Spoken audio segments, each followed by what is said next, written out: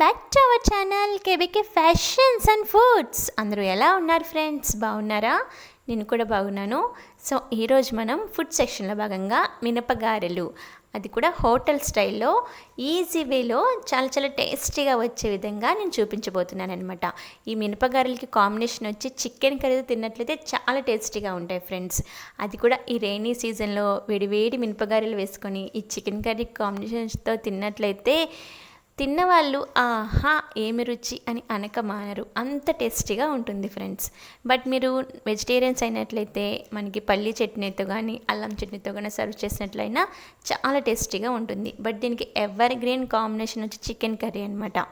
So ఈ మినపగారెలు ఎలా చేయాలో ప్రాసెస్లోకి వెళ్ళిపోదాం మరి. So let's get started.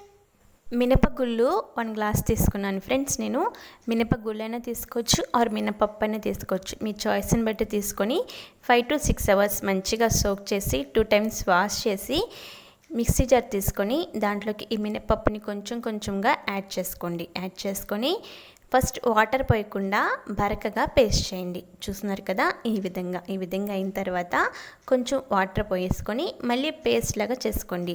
కొంచెం వాటర్ పోసి చూస్తున్నారు కదా, ఈ విధంగా గట్టిగా అండ్ అదేవిధంగా స్మూత్ పేస్ట్ వచ్చే విధంగా మీరు మిక్సీ చేసుకోవాల్సి ఉంటుంది. అస్సలు పల్చగా అవ్వకూడదు పిండి, ఈ విధంగా గట్టిగానే ఉండాలి పిండి ఎప్పుడు కూడాను గారెలకి. మొత్తం పప్పు కూడా ఈ విధంగా మిక్సీ చేసుకొని రెడీ చేసుకోండి. ఇప్పుడు దీంట్లోకి ఒక ఆనియన్, 4 పచ్చిమిర్చి, కొంచెం కరివేపాకు, కొంచెం కొత్తిమీర సన్నగా చాప్ చేసుకొని అదేవిధంగా చిన్ని అల్లం కూడా సన్నగా చాప్ చేసి యాడ్ చేసుకోండి. 1 టేబుల్ స్పూన్ జీలకర్ర కూడా యాడ్ చేసుకోండి.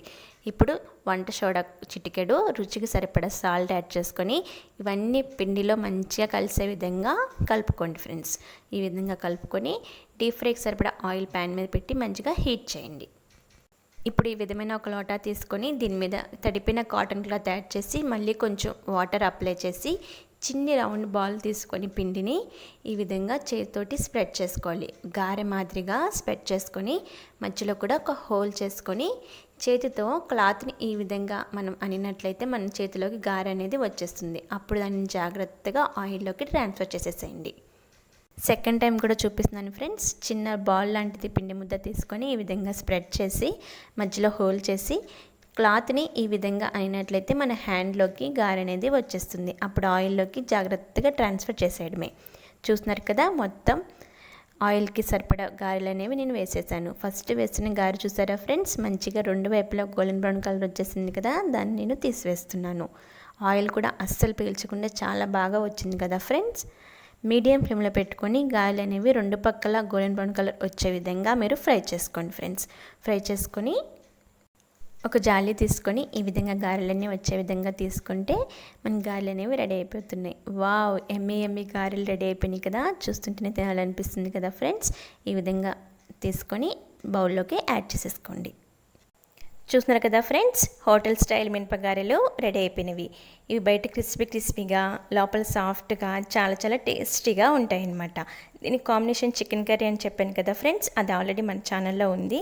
దాని లింక్ డిస్క్రిప్షన్ బాక్స్లో ఇస్తాను, అదేవిధంగా ఐ బటన్లో కూడా ఇస్తాను. కావాల్సిన వారు ఒకసారి చెక్ చేయండి. ఇది మార్నింగ్ టిఫిన్ కింద సర్వ్ చేసుకోవచ్చు అండ్ అదేవిధంగా స్నాక్స్గా కూడా సర్వ్ చేసుకోవచ్చు. మరి ఇంకెందుకు ఆలస్యం, మీరు కూడా ట్రై చేసి మీకు ఎలా కుదిరింది అనేది నాకు కామెంట్ సెక్షన్లో షేర్ చేసుకోండి. Please like, share and subscribe చేసుకోగానే పక్కనే వచ్చిన గంట సింబల్ని ట్యాప్ చేయండి. Thanks for watching. Bye friends. మరొక మంచి వీడియోతో మీ ముందుకి వస్తాను.